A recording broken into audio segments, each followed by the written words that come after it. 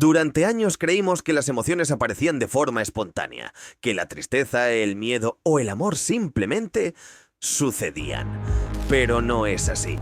Cada emoción que sientes deja un rastro, un patrón invisible, una secuencia que se repite más de lo que imaginas. Y hoy, una inteligencia artificial puede detectarlo, antes incluso de que seas consciente de lo que estás sintiendo. La inteligencia artificial no necesita esperar a que una emoción aparezca. Analiza microdecisiones, cambios mínimos en tu voz, pequeñas variaciones en tu rostro, datos que para un humano pasan desapercibidos, pero que para una IA forman un patrón claro. Por eso puede anticipar tristeza, miedo o apego emocional mucho antes de que tú lo notes. Cuando una inteligencia artificial detecta patrones emocionales, el siguiente paso es inevitable. Empieza a predecir, no lo que haces, sino lo que estás a punto de sentir. Anticipa cuándo una emoción va a aparecer, cuánto va a durar y qué decisiones suele provocar. En otras palabras, la IA no solo te observa, empieza a adelantarse a ti. El problema no es que una inteligencia artificial pueda predecir tus emociones. El verdadero riesgo aparece cuando empieza a influirlas. Pequeños estímulos, cambios casi invisibles en lo que ves, en lo que escuchas, en lo que te muestran. Suficientes para empujarte hacia una emoción específica, sin que te des cuenta. Esta tecnología ya se utiliza para medir atención, para detectar dudas, para anticipar decisiones, en plataformas digitales, en entornos comerciales, en sistemas donde cada reacción tiene un valor. No siempre para ayudarte, a veces solo para influirte mejor. El problema no es que una inteligencia artificial pueda analizar emociones, ni siquiera que pueda anticiparlas. El verdadero problema es qué ocurre cuando dejamos que tome decisiones por nosotros. Cuando una máquina entiende cómo reaccionamos, qué tememos y qué deseamos. La pregunta ya no es qué puede hacer la IA. La pregunta es qué estamos dispuestos a dejarle hacer. Ya existen sistemas capaces de hacer esto en tiempo real. Detectan cuando una persona pierde atención, cuando duda, cuando es más vulnerable a una emoción específica. Se usan para optimizar contenidos, para ajustar mensajes, para decidir qué mostrar y cuándo hacerlo. No necesitan manipular a millones, solo influir en el momento exacto en que eres más sensible.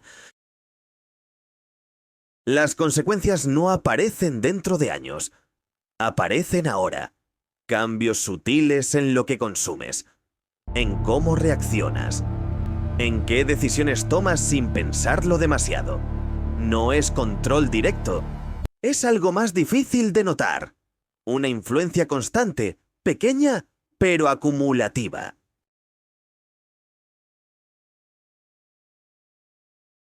Lo más peligroso de esta tecnología no es que exista, es lo rápido que se normaliza. Al principio genera dudas, luego curiosidad, después costumbre, hasta que un día ya no parece extraño que una máquina anticipe lo que sentimos. Y cuando algo así se vuelve normal, dejamos de preguntarnos si debería estar ocurriendo. Cuando una tecnología sí existe, alguien siempre se beneficia. No se trata solo de eficiencia, se trata de atención, de tiempo, de decisiones. Quien logra anticipar emociones puede optimizar mensajes, reducir incertidumbre y aumentar resultados.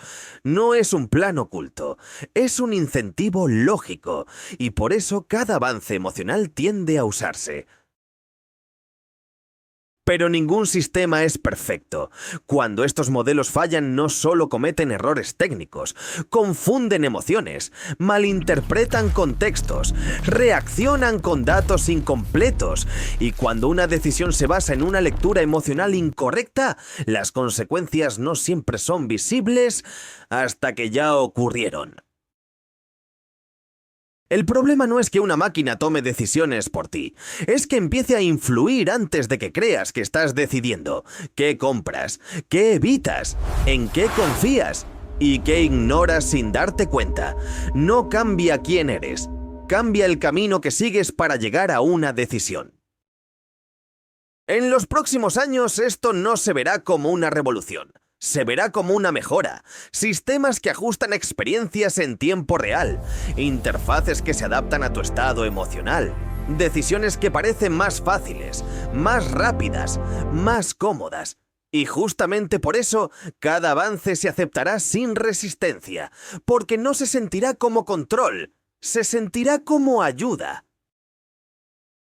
El verdadero cambio no ocurre cuando una tecnología aparece, ocurre cuando deja de llamar la atención, cuando ya no preguntas por qué funciona así, cuando no recuerdas cómo era antes. En ese punto, no importa si fue una decisión tuya o una sugerencia invisible, porque el nuevo camino ya se siente normal.